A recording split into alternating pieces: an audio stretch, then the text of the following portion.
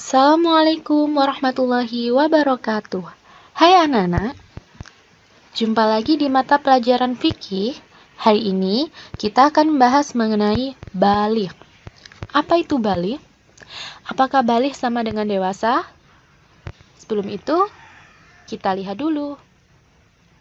Nah, fase pertumbuhan pada manusia.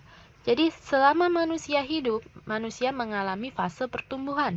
Yang pertama, bayi. Yang kedua, fase anak-anak. Yang ketiga, fase remaja awal. Yang keempat, remaja akhir. Dan yang terakhir, fase dewasa. Nah, setelah kita mengetahui fase pertumbuhan pada manusia, selanjutnya kita akan mengetahui bagaimana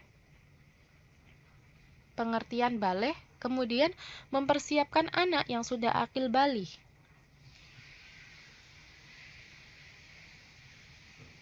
Nah, yang pertama kita akan belajar mengenai pengertian baligh. Baligh menurut bahasa berasal dari bahasa Arab bulugh yang artinya sampai. Menurut fikih Islam, baligh adalah batasan seseorang yang mulai dibebani kewajiban-kewajiban syar'i. Kalau misalnya anak sudah baligh, anak sudah dibebani kewajiban-kewajiban syar'i seperti sholat, kemudian puasa, dan lain sebagainya. Nah, yang kedua, tanda-tanda baligh. Apakah sama tanda-tanda baligh antara anak perempuan dengan laki-laki? Jawabannya berbeda. Apa yang membedakan? Kita lihat. Yang pertama, untuk tanda anak laki-laki, yang pertama mengalami ihtilam atau tanda-tanda baligh. Kalau anak laki-laki mengalami mimpi basah. Yang kedua, tumbuhnya rambut di area tertentu, seperti tumbuh kumis, tumbuh jenggot, tumbuh bulu ketiak. Nah, yang ketiga, tumbuh jakun. Yang keempat, warna suara berubah. Jadi kalau misalnya pada usia 5, 6, 7 suaranya masih kecil, kalau sudah baligh itu suaranya akan membesar bagi anak laki-laki. Kemudian yang kelima, dimulai dari umur 9 sampai 15 tahun.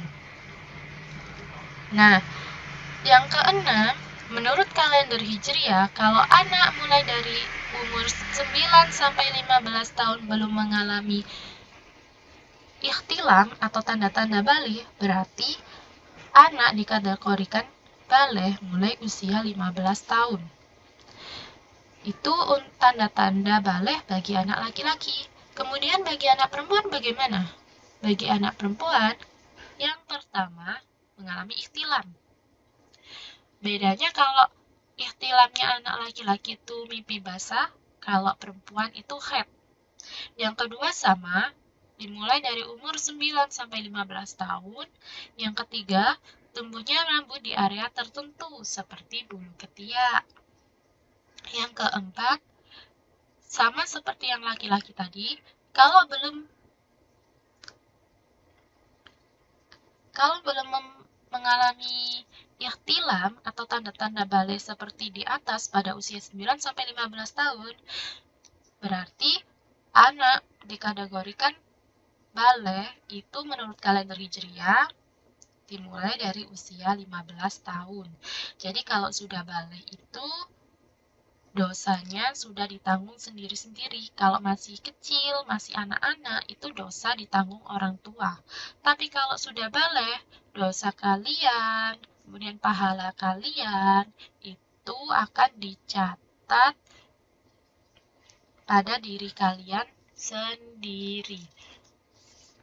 Seperti hadis yang diriwayatkan oleh Al-Baihaqi, Rufi'al qalamu an thalathatin, an-naimu hatta yastaqid, was-sabi hatta yablugh, wal majnunu hatta yafiq, yang artinya pena atau pencatat amal itu diangkat dari 3 golongan.